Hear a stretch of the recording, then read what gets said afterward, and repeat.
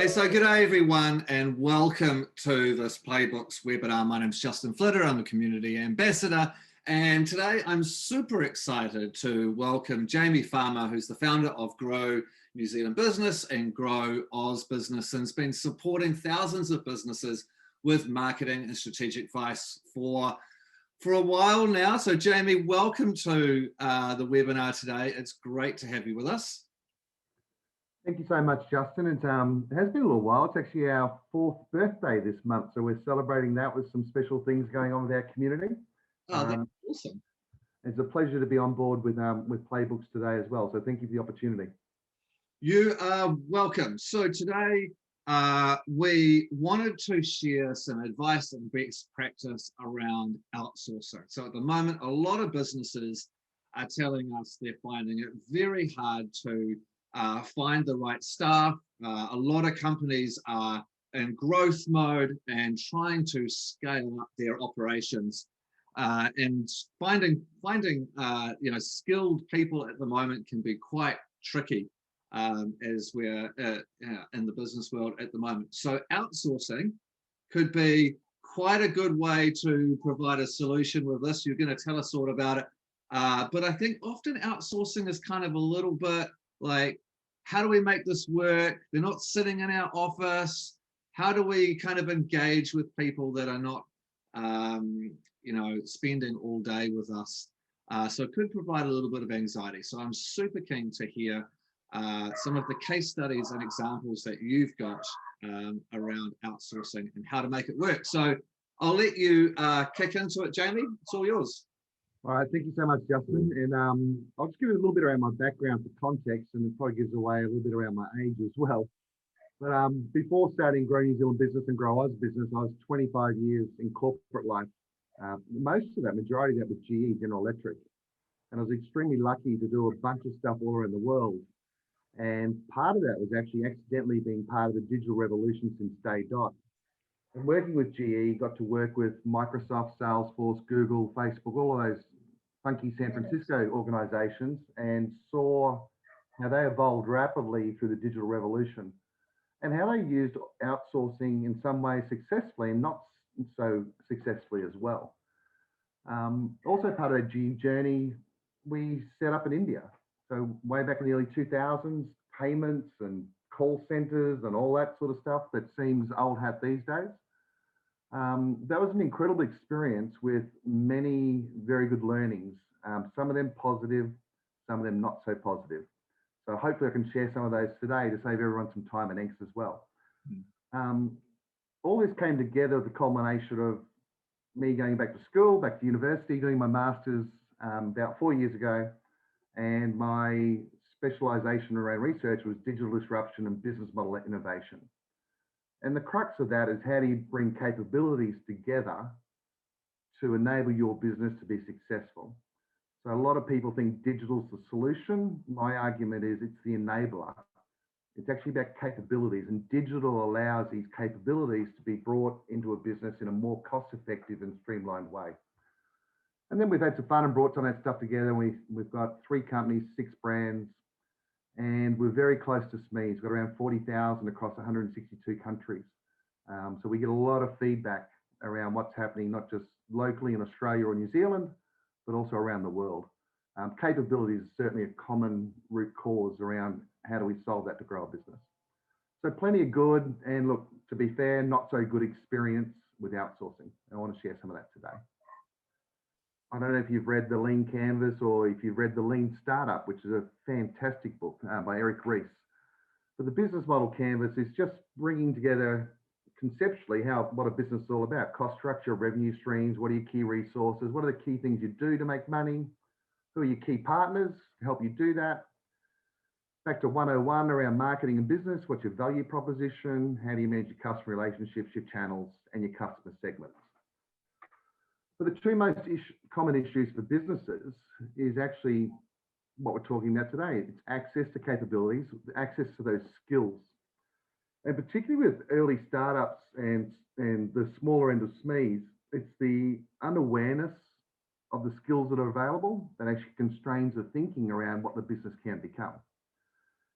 And the second one is a fun resource, which we're very lucky today. It's almost free: cash, access to capital and access to cash flow. So being able to pay for these capabilities as well as access them is obviously critical. Otherwise, your growth is constrained or your business model can actually fall apart. But just for clarity, and I think it's good to have context around this as we go through the presentation, a business capability is what an organization needs to deliver its business strategy and achieve its outcomes. If you're a environmentally friendly garbage collection business, you need good trucks, good processes, you need truck drivers. That capability to pick up garbage and take it away and recycle it, that's your capability. So hopefully that all makes sense. Now, this big issue, and this has actually been going on for a very long time, but the skill shortage. And COVID is actually magnifying this skill shortage due to the borders being closed, and in Australia and New Zealand for a long time now, because they're both great countries to live in, highly skilled labour has been coming into the countries, which has been very helpful. But borders are closed, causing big issues. It's not just that though. If you look at the concentration of intellectual capital around software development, it tends to be in Vietnam, in the Philippines, and good old San Francisco. So that war for talent is accelerating. And the one I'm finding fascinating actually is accountants. Accountants have got on board with outsourcing a long time ago. So they've leveraged Xero as an example on the software front, or MYOB on the software front, to outsource processes. That's an example of a technological outsource. But they've also been using highly skilled, more cost-effective labour overseas to process compliance stuff. What that has meant is accountants' margins have increased dramatically. But now they're struggling to get any skilled access to labour locally big time because it's all being outsourced. And then we've got the Trans-Tasman Games going on. So where there's, we've seen a lot of this over the last 3 or 4 months. Australian software companies are coming to Kiwi software developers and offering them a fairly significant increase in salary to jump countries. And we're also seeing in a number of segments, university graduates getting offered incredible deals, $200,000 salary kickoffs. Before they've even finished university. Some of these American companies have got, talent scouts over here, and they're snapping up people before they've even graduated, which is it's astonishing. Yeah, we're hearing this stuff daily, right? This is happening more and more and more, which makes it hard for businesses when you're trying to access stuff. So you may not be looking to develop the largest piece of software in your business today. And it's not just about software development. So I'll bring all that into context around outsourcing for just about every business, how it can help. And we'll go through a couple of stories or case studies here as well. But the reality of the outsourcing, just about any role that does not require a physical on-site presence can be outsourced. And I think all of us have had practice of this over the last 18 months. It's called lockdown. So we've worked out how to run our businesses in a lot of cases, not all cases, where we aren't physically together. Now, I'm sort of lucky. I've done this for 20-something years, because when you work for a global organisation and you've got teams all across Australia and New Zealand, you're used to working virtually. But a lot of businesses hadn't done that before, so it really forced that experience. So I'd ask everyone to draw on that as you think about this outsourcing opportunity, because it is a very significant opportunity. And it gives you access to talent all around the world. I think a lot of companies, as you mentioned, given the fact that we've been forced to do this through lockdown, have become a lot more comfortable with the fact that they're going to have a distributed workforce. There's a lot of companies like Twitter and Facebook and the big tech companies, which have now got work from home policies where you don't have to be in the office all of the time. And in some cases, they're incentivized incentivizing people to, work from wherever they want to go. If you want to go to Bali and work in the sun, not a problem. As long as you can, do the hours and achieve the great outcomes that you're always going to do. I think people have become quite, much more flexible around this, right? I just look, totally agree. I think in the early 2000s, technology was a barrier. It was still clunky. Since maybe 2015, 16, technology hasn't been the barrier. It's actually been, to be quite frank, business owners or managers. Mindset. Yeah, mindset. And it's actually fundamentally based on trust. And If you're not in the office and I can't see you sitting at your desk doing something, it must mean you're off, having coffee or playing games or something.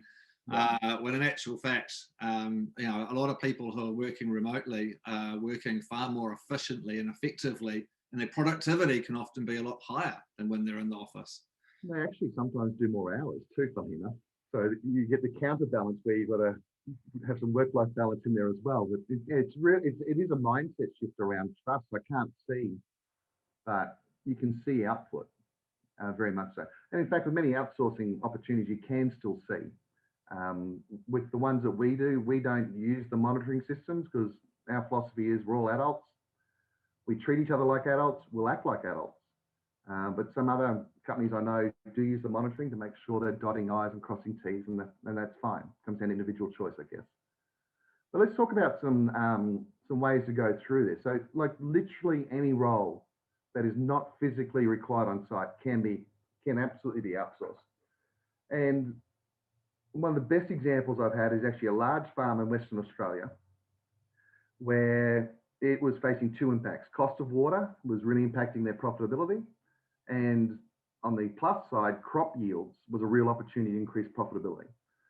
So they wanted to develop some software to monitor moisture content to minimize water usage, but maximize moisture content for crop yield. They advertised around Australia, 125,000 AUD, couldn't get the right person, outsourced it 3 years ago for 1/3 of the cost, and they have nailed it, profitability up 20% year on year. Absolutely nailed it. So it was interesting how that lack of availability drove the change in thinking. Now they actually go straight to that alternative source because it's more cost effective and often more highly skilled. So I think with this COVID thing, Steve Jobs had a really good view. Innovations, the ability to see change as an opportunity. This constraint around resources, it really is an opportunity for your business to think differently and potentially get the jump on the competition. If you have lower costs and higher skills, you therefore should have a competitive advantage and be able to compete very strongly. So a couple of case studies. Let's need to move my screen a little bit. So this is a recruitment company, Optimum Consulting.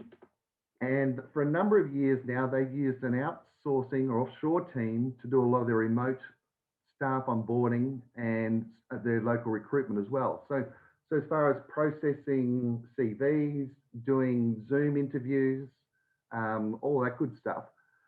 And they have found it to be excellent. One of their concerns was around English skills. Now, we have found this with our own prior experience with some countries, the English skills are challenging. What we find with the Philippines is very aligned to Western culture and very good use of English, well and truly above the rote learning that you see in some other situations. So Optimum Consulting has really turned this around, and they've also increased their span of hours. This is a common theme that'll come through as we talk through a couple of these. Next example is around software development, so employee life. They were struggling in Australia to get the right team together. They then went totally offshore, and it cost them 20% of what they'd planned and what they costed out.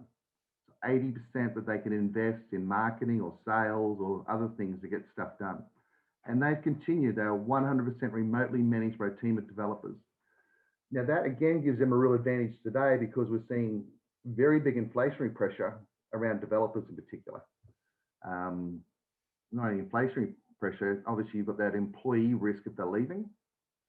So the loyalty's been built there. It's a really good story.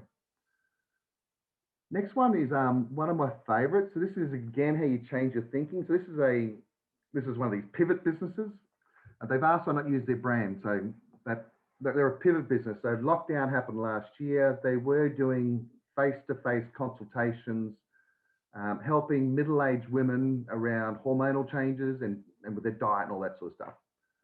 And of course, lockdown happens, that can't happen, that can't go ahead. So we actually consulted with them and took them to a virtual model. And it's gone really well, exceptionally well. And funnily enough, profitability's gone through the roof.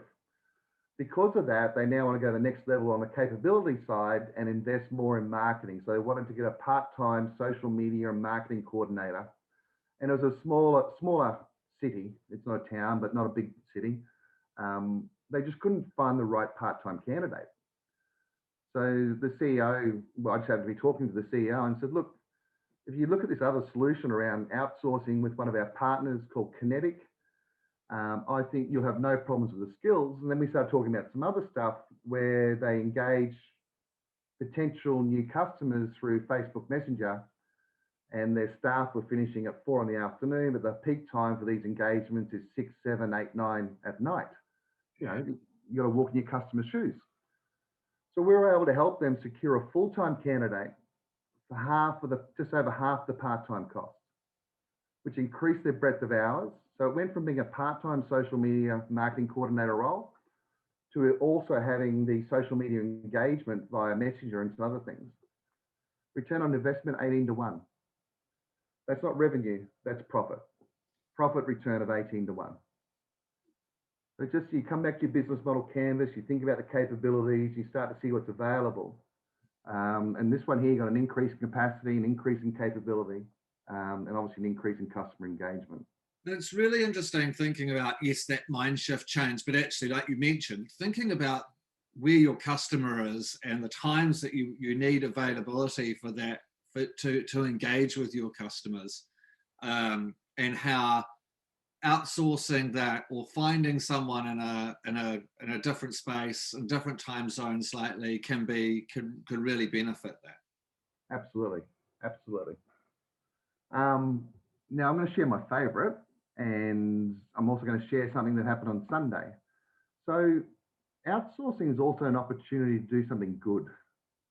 I've traveled extensively throughout Asia, and there's obviously a difference in the standard of living between Australia and New Zealand and what you see in many parts of Asia. Now, for us, 2 years ago, we needed a really highly capable Google expert. So not someone who just puts together some ads, a couple of keywords, but someone really, really capable. And we couldn't find them in the local market. We found some people who had half the skills, but didn't have all the skills. So then we tried outsourcing. And we actually ended up contracting Regina through Kinetic. And Regina was actually leading the Google team in the Philippines. So I've gone from looking to hire a doer with very strong technical knowledge, where I've got someone with leadership capability who has intimate knowledge of the inside parts of Google. Now, that actually cost us 1/3 of what we were budgeting for on market rates, 1/3. What's much more important to me was that's a 25% increase on what she was earning. So substantial. She's now jumped well into the upper end of middle class in her local environment. And for us, it gave us increase of hours of service as well because of the time difference. But then you go another step. Regina was traveling 1 hour and a quarter to work and then home from work. And she's a mother of 2 children. So work-life balance, wasn't great. She now works from home, and she's the envy of her friends and family. I can assure you of that. She's highly engaged, and she's a very productive member of our team, does a fantastic job. And to the right, you'll see a post that she put on Facebook on Sunday. It was her birthday. And the first time it was her birthday with us, we sent her flowers and she cried. She said no employer had ever done that for her. So there is this thing around doing good as well. There's a commercial side around capabilities, the commercial side around cost effectiveness, but it's very rewarding to be able to help. And personally, I get a lot of satisfaction out of that. Yeah, well, you're making such a big difference for that family, right? It's huge, and the commitment that they then bring back to the business to be a part of your work family and to deliver great results just lifts substantially, right? Oh, you're right, Justin, totally. And beyond that, there's another 30 or 40 people in that network who would do anything to join our business. Yeah. So when the opportunity arises, we don't have this challenge of trying to find talent. There's people waiting to join us because, you know, it's about being a good employer, and you build your brand and reputation. That helps as well. Yes, this is one of my favorites. It was just, ironically, it came through on Sunday, so I thought we'd throw out the presentation today. That's a great story. Love it. So, back to one of the headlines earlier, it is anticipated the skill shortage is going to be around for a long time. And I can see exactly why that's going to be the case. Now, some of this stuff around the border, that might be short term, it might be a little bit mid-term. I think we all hope it's short term. But if I look at, you know, I've spent quite a bit of time in Vietnam, the investment over there around information technology development, their skills, their labour force is so highly skilled. And when I look at it, Australia and New Zealand, we're not quite at the same, well, we're probably, to be fair, in the same skill level, but the volume, we don't have the volume. We're talking millions of people. So there's a real opportunity to access highly skilled people as this continues to build.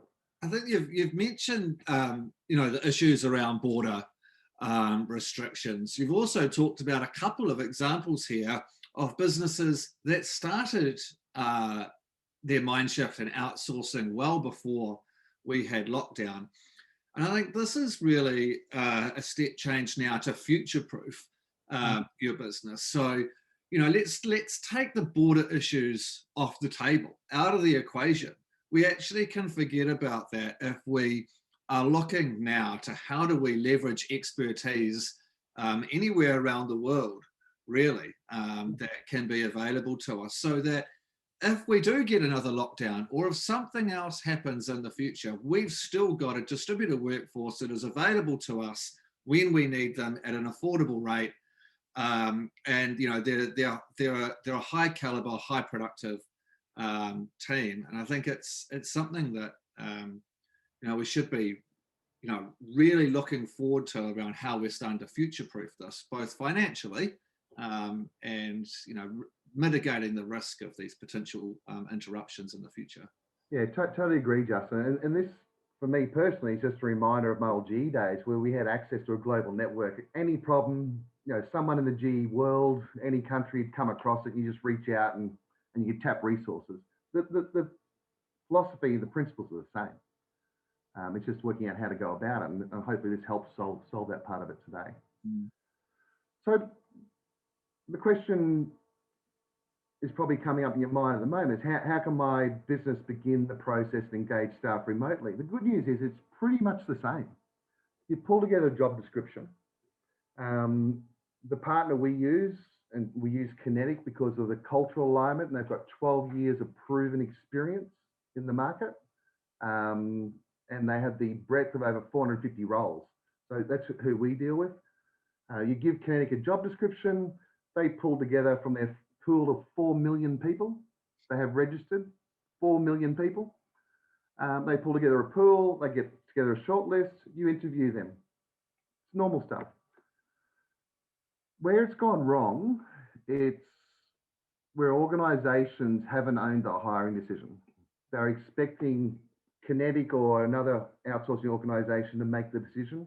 The key is you've got to make the decision, you've got to own the person, and you've got to own the engagement experience. Whilst they're not an Australian or New Zealand employee, some advantages around that, no unions, all that sort of stuff. We don't talk about that too much, but all that complexity goes out the window. You need to treat them as your own. Own the engagement experience and own the feedback and developmental processes. I had another client a little while ago saying, oh, I was a little bit disappointed that such and such didn't know about this. And I said, did you give them the feedback? They said, no. Said, well, give them the feedback, give them the opportunity.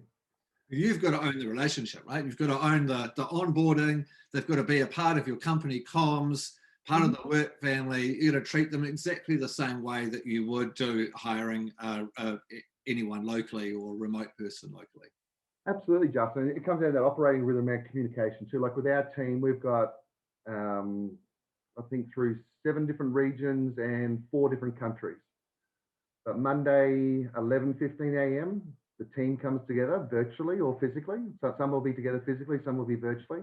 And again on a Friday afternoon. That happens every week. Common messages, common challenges, common issues, it's all shared. And that's the way they communicate. And the other one they use is I've gone blank now, one of the chat channels. But they all engage through that as well. Slack, yeah. So it's the key is own the relationship, own the performance. And same with retention. There's all these little words here about stuff, but it's again around engagement. And I can assure you, when you outsource, their prior experiences employment-wise probably haven't been great. And if you do some things like feedback, thank you, acknowledge their birthday, just like with Regina's been in business, in the employment market for a long time, never received a birthday gift, just some flowers, quite simple, and cries. So your opportunity to do what most of us do normally, it will be highly rewarded. So that's the good news. It's really not much different from being a good employer and looking after your staff once you make that decision. So to wrap it up here, I'm happy to take any questions and all that as well. But outsourcing can absolutely fuel your growth, and it can solve the capability challenge in two ways: through skills and also that capital cash flow challenge. It can do both. But you've got to own the recruitment decision, you've got to own the performance management, and you've got to own the employee engagement and development. If you do that well, I think you'll find it's an outstanding success, and you'll actually be going, I wish I'd done this years ago. And you'll also start to look at ways where you can do more things, because it will free up some cash flow as well. So with all presentations we do, we have a little gift for everyone as part of our 4-year birthdays. So there's a complete guide to remote staffing. There's a link that'll be provided to everyone. You can click there for a free download, but really encourage you to think about it and have it part of your consideration. I'm speaking from my own experience. It's been fantastic. So thank you. Any questions for anyone?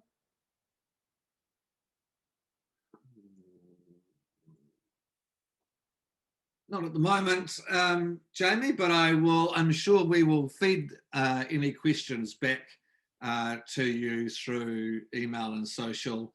We will make this webinar and share your expertise with our community this afternoon as well. So look, I think it's certainly something a lot of companies are thinking about. Your experiences and some of the examples that you've given in terms of reducing some of the risk from the skill shortage, reducing some of the cost and increasing profitability, and be able to move some of your cash flow into other aspects of business to drive growth through marketing or sales are really great examples. And I guess the clear point for me was, treating your remote teams exactly as you would do teams who are on site, and that the recruitment process is no more complicated or no different to the way that you would be recruiting someone locally.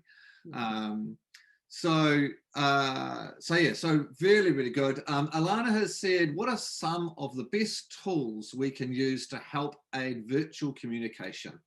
And what are some of the challenges as a business leader to lead a virtual team? So the challenges first, I think the first one is mindset. So having that comfort level and that trust around and starting to measure around what gets done rather than what you can see. So it is that piece first. That is the biggest challenge. I think once you overcome that challenge, your eyes and your mind really opens up. I think then you've got, even when you've got, a distributed workforce, perhaps in different time zones, it's finding the couple of times a week where you can run an all hands, you can all get together. Perhaps one of those is more formal, where you've got an agenda and you're like, these are the things that we need to do this week. And the other one might be a bit more casual, where it might be like you do a Friday afternoon, a cup of tea or a glass of wine. Or it might be first thing in the morning where you're having a coffee together and you can just have a bit of a chat. So certainly something that we do at Playbooks as well. Monday we'll always have an all hands, and then at least once during the week we catch up for a morning coffee or a Friday afternoon drink, and it works really well just to bring everyone together so we can all get to know each other a little bit and have a joke and play a game and chat about whatever else is going on in our lives as well, which creates really good, strong connections between people. And then from the different comms tools that you can use, Slack is fantastic. Yeah. A lot of companies will use Slack or Microsoft Teams if you're a Microsoft company.